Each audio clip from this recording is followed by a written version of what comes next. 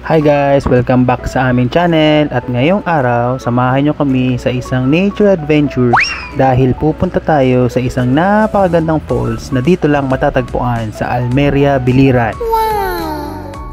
Kaya guys, di na natin patatagalin pa, samahan nyo na kami dito sa Ulan-Ulan Falls. Let's go! Para makarating dito from Naval may 2 options, via private car o rent kayo ng habal-habal. Saglit lang ang biyahe guys, around 20 minutes pero sobrang sulit dahil along the way sobrang ganda ng mga tanawin. Meron lang 20 na entrance fee at free parking. At from jump off, paglalakad ka lang ng almost 15 minutes para makarating sa mismong falls. Kayang-kaya nyo ito guys. Habang naglalakad, mararamdaman mo talaga yung lamig ng hangin pero galing sa falls, hindi sa multo. Sobrang presko ng hangin dito guys, nakakawala talaga ng stress. Perfect getaway talaga ito. Pwede rin kayo magdala ng food guys, pero sana observe cleanliness para ma-preserve natin yung ganda ng falls.